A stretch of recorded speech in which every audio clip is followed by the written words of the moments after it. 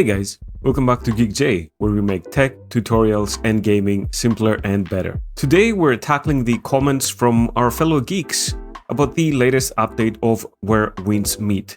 Some of you are reporting that something broke with Optiscaler and you're fighting with nasty ghosting issues or a lot of latency. And in this video, I'm going to show you exactly how to probably fix that, update to the latest version of Optiscaler, and get your game looking buttery smooth again, hopefully.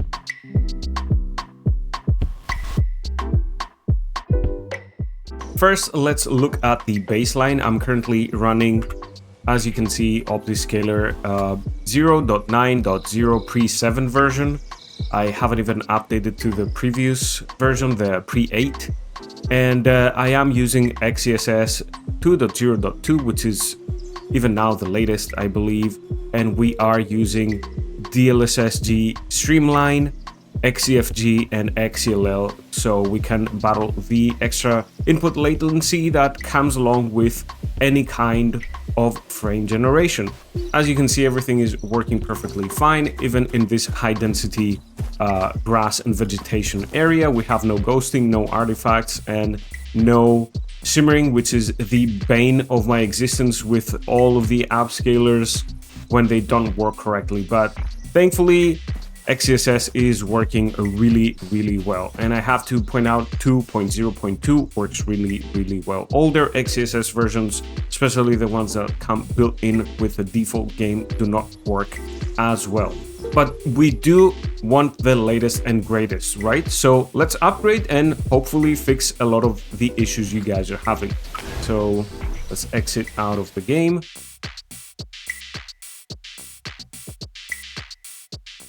So if people are asking what's new with Optiscaler, I've put together a quick breakdown of what's actually new in this update in this really nice presentation I've created for you.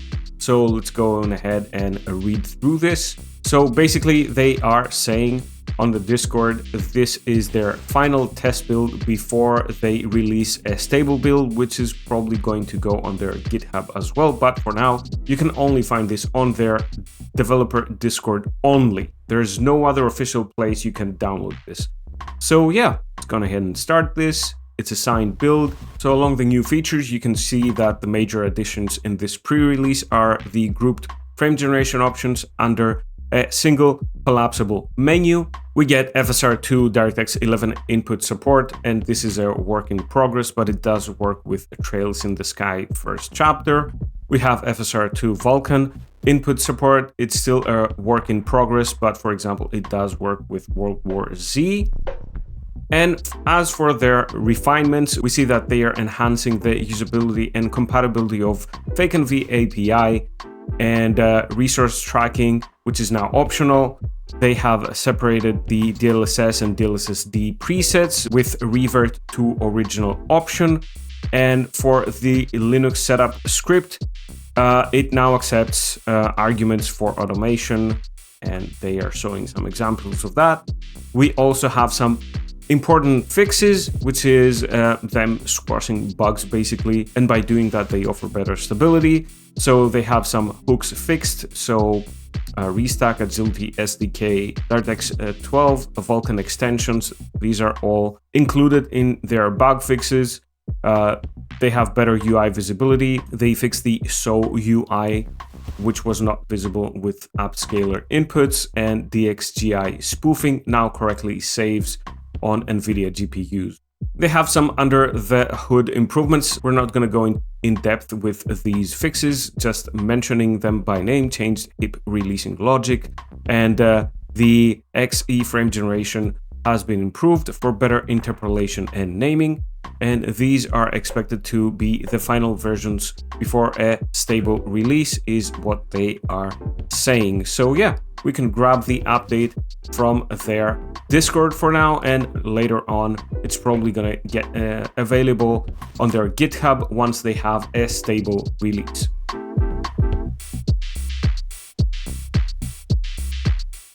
First step is to start with a clean slate. So we need to remove the old version first. And I find that the easiest way to do that is to just go over here on my Steam, and then I'm gonna go and click on this cog icon over here, then go to manage and then browse local files. And over here we see the engine folder. We're gonna go into that, then binaries, and then Win64R. And this is the place Optiscaler is getting installed. To my knowledge, this only works with the Steam version of the game. If you're running the standalone client, I don't have experience with that, so you're probably gonna have to do some research and Googling by yourselves. So anyway, we're gonna scroll down and we're gonna find the remove optiscaler.bat file over here. We're gonna double click on this. And as you can see, do you want to remove Optiscaler, yes or no? Question on the screen over here. We're gonna type in Y for yes and then press enter.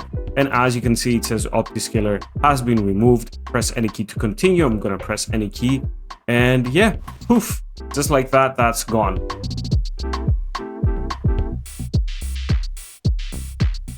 So let's go on ahead and grab this update. I'm gonna go into their Discord, and then I'm gonna go with Opti test builds, and I'm going to click on this text over here under the new builds comment, and then I'm gonna just download this new version.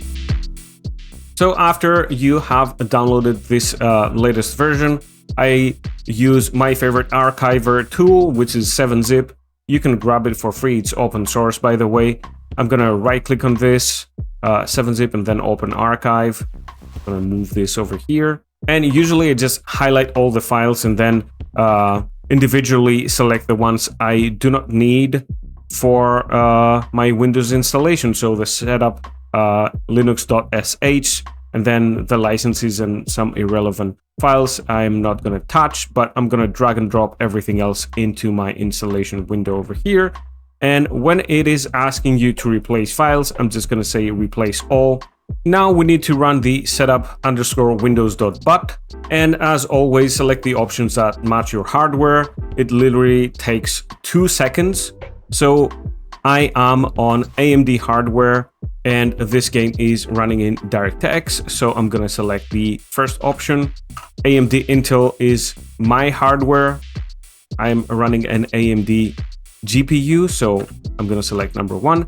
And yes, I do want to enable spoofing and use the DLSS inputs and all that good stuff. So again, I'm going to type in 1 and press enter again. And as you can see, Optiscaler set up completely successfully. We can press any key. And yeah, this is basically the installation step done.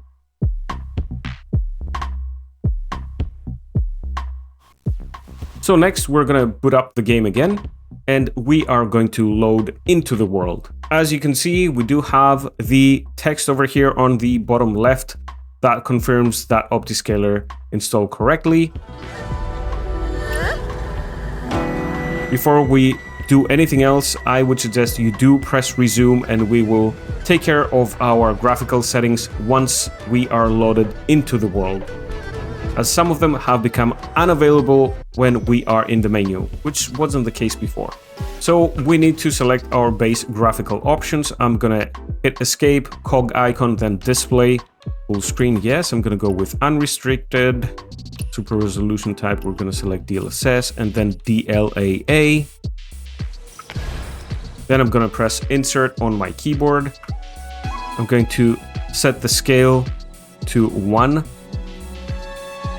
so we can actually see and save INI. So the secret sauce, again, set the app scaler to XeSS, which is already set over here. If yours is something else like FSR 212, 221, or 3.x, just go on ahead and select XeSS.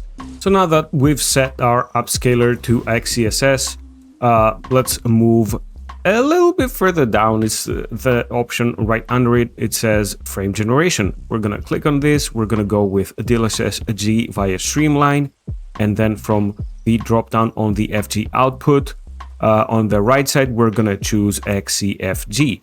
So what do we do next? We just click on Save INI.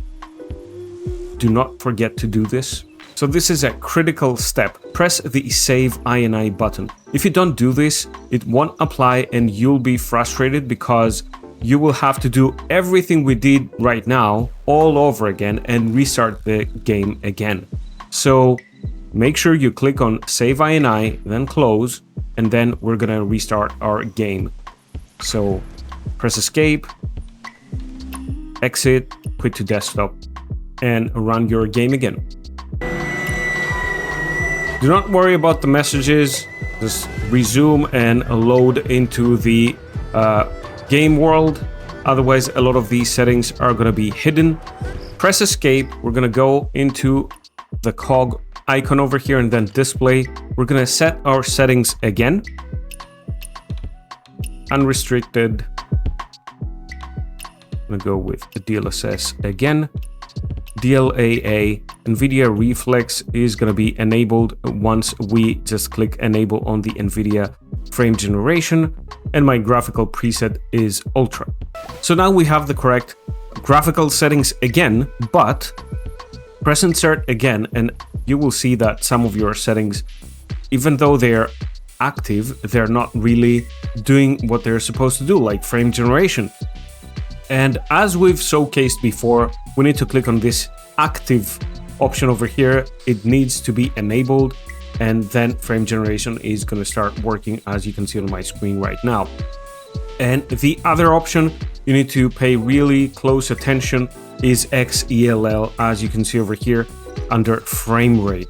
And this is the technology that's going to be translated from NVIDIA Reflex to XeLL to lessen the input latency we get when we're using any kind of frame generation technology. So I'm going to set this to the frame rate I wish to have, and don't forget to click on the apply limit over here.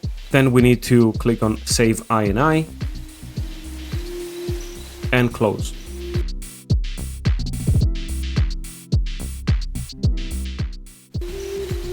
And as you can see, the game again is looking amazing, super smooth,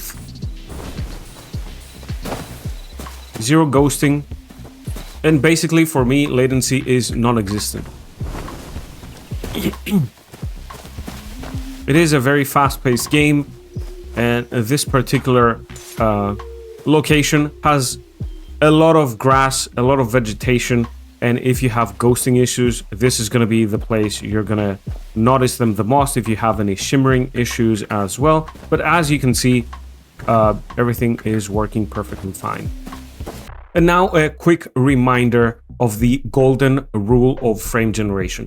You need to feed Optiscaler a stable base frame rate. And the ideal for me would be 60 frames per second before you turn on your frame generation. If you can hit 60 even on the lowest settings, I would say 45 frames per second is the absolute hard minimum. Because if you feed Optiscaler or any other frame generation technology garbage frame rates, which is below 30 FPS or even 30 FPS, you will get ghosting, a lot of lag, no matter what version you use, because it's going to use those frames as the baseline to double them or triple them or whatever option you want to use if you go crazy with it. But the thing is, it takes that latency and it's going to be doubled, to put it very simply.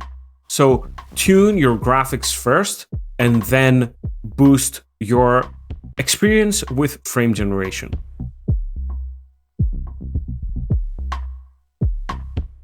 If this helped you get rid of that annoying ghosting in Where Winds Meet, smash that like button and subscribe. Hit the bell so you never miss an optimization guide. If you want to support the channel further, check out the GeekJ squad for early access, and huge shout out to the channel members. So Paris STR and Kostas Dari are the architects. Huge thanks to all of you guys. Drop your results in the comments. Did this fix it for you? I read every single one of them. See you in the next one, guys. Bye-bye. Bye. Bye.